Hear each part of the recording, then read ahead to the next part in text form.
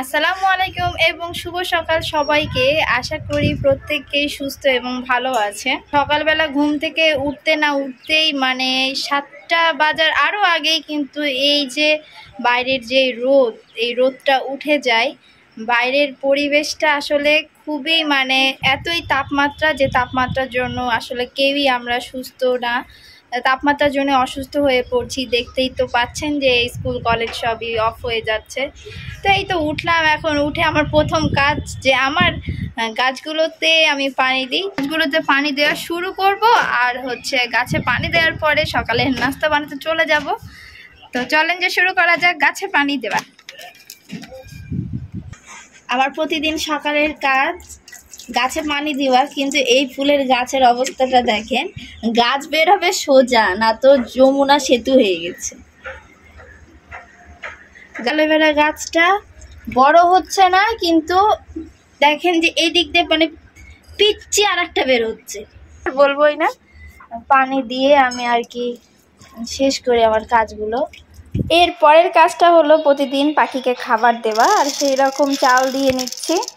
আর আজকে থেকে পানি দেওয়াও শুরু করেছি, যেহেতু এত গরম যে পাখিদেরও তো পানি খাওয়ার দরকার আছে। কিছুক্ষণ পরেই দেখছি ঘুঘু চাল খেতে এসেছিল, আর এই গাছটাতেও সে হেঁটে হেঁটে বেড়াচ্ছে। খুব ভালো লাগে যখন এই মুক্ত পাখিগুলোকে আমি খাবার খেতে দিয়ে তারা সঙ্গে সঙ্গে খাবার খেয়ে যায়। সেই দৃশ্যটা দেখতে কেন জানি খুব ভালোই লাগে। সো এখন চলে যাব রান্নাঘরে, যে সকালে নাস্তাতে কি বানানো যায় আজকে সেইটাই।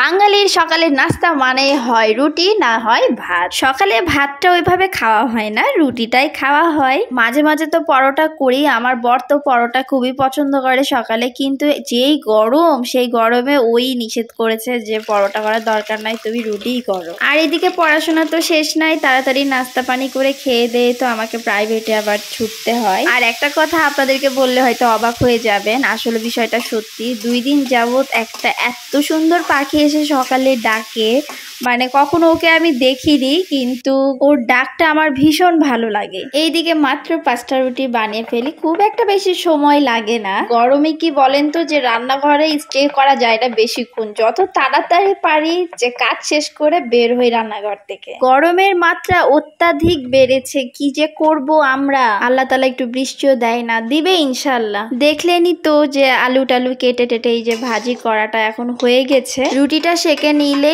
আপাতত সকালের কাজটা খাওয়া দাওয়া পর্যন্ত শেষ হবে। কাজ কাম শেষ করে তো 10 মিনিট রেস্ট নিই, দেন আরো একটা কাজ শুরু হয়। আর সেখানে কাজ, প্রতিটা কাজই তো কাজ, তাই না? যেমন এই যে কবুতরটা হাতে নিয়েছে, এটাও তো আমাদের একটা কাজ। বলেন কি কিউট কবুতরটা, মাশাল্লাহ মাশাল্লাহ, আল্লাহ তাআলার সৃষ্টি কত অপরূপ। আমাদের কিন্তু আরো কবুতর আছে অনেক সুন্দর সুন্দর। মাসাক্কালি মাসাক্কালি। এই যে টিস্যু দিয়ে ধরার কারণ আছে যে ও পটি করছে, এই জন্য। এটা আরো একটা রাজকুমার না রাজকুমারী এইটা আমি জানি না, বাট এর চলন বলন, খাওয়া দাওয়া আর ডাকাডাকি তো শেষ নাই, মানে অতুলনীয় সবকিছু দিক দিয়ে। এত সুন্দর করে পেয়ারা খায়, আপেল খায়, মানে ওর খাওয়া দাওয়ার মধ্যেও কিন্তু খাবার দাবার সিলেক্ট করা আছে যে কি খাবে না খাবে। এদের পিছনে তো এবার একটু সময় দিলাম, এখন আবারও চলে যাব রান্নাঘরে। এবার দুপুরে রান্না বান্না করতে। রান্না করে ফেললাম, যেহেতু গরম তাই লাউ দিয়ে মাছ রান্না করে ফেললাম, আর আলু করলা দিয়ে একটা চচ্চড়ি করে নিলাম। রুমে যত এসি থাকার ফ্যান থাক, কিন্তু একটা ভ্যাপসা গরম সেইটা কিন্তু যাচ্ছে না, তাই ছাদে উঠেছি। আর আমার হাজবেন্ড এইভাবে পানি দেয় প্রতিদিনই। আমি ওকে বলি যে বালতি নিয়ে এসে দাও, কিন্তু ও ওইভাবে দেয় না, ও বোতলেই দেয়, 8-10 বোতল দেয়। আর এই গাছটাতে একটা টিয়া পাখি আর কাক থাকে, আর তারা অলওয়েজ ঝগড়া করে। একটু মিলেমিশে থাকলে কি হয় বাবা। ছাদে কিন্তু বাতাস আছে, কিন্তু 6টার পরে, তাই আমরা 6টার পরেই ছাদে